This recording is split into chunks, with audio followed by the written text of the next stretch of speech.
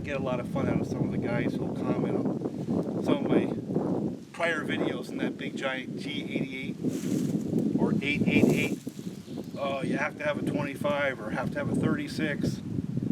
No, I really don't. It doesn't really matter which one I have, as long as I'm having a little bit of fun with it. And I have. It's been a lot of fun for me, actually. I put some time on with that half a bar, that 20-inch bar.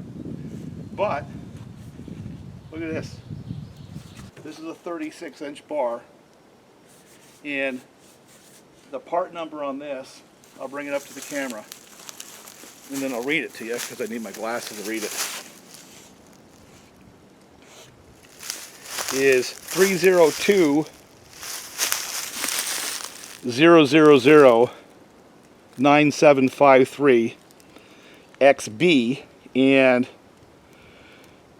it's a 36, takes 108 links, 404, and it's got the .063 groove in the bar. And the bar I'm going to use today is not quite as ambitious, and it's got a part number of 302-000-9731, 25-inch bar, 80 links, 404, also the .063. So I'm going to put this bar on it. Now, the other thing that I did was, because we have all that displacement, right, is these are 8-tooth or 8-pin sprockets versus the 7 that came on there. And it's not the number of teeth that really matters, it's the diameter of the sprocket. And obviously the number of teeth are a way for people to articulate bigger or smaller. But if you think about it, every revolution of that sprocket, that distance, how far the chain travels per revolution. So obviously the larger the sprocket, the more distance it travels, which means you have more chain speed. Well, let's just juice it up a little bit. I'm going to try to get a 9-tooth sprocket as well for the smaller bars.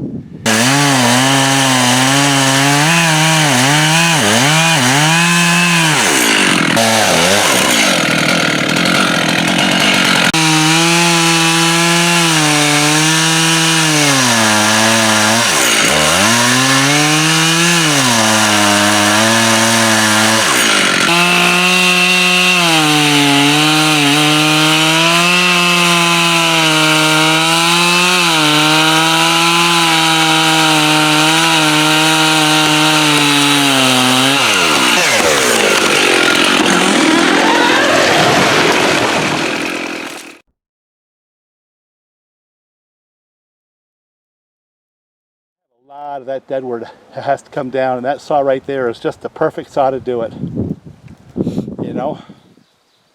And I have to tell you, that 404 chain, it bites hard. That cuts fast with that 8-tooth sprocket on that saw. That cuts as fast as I want to cut. It really does. You know, I guess it's not a surprise, but it kind of is.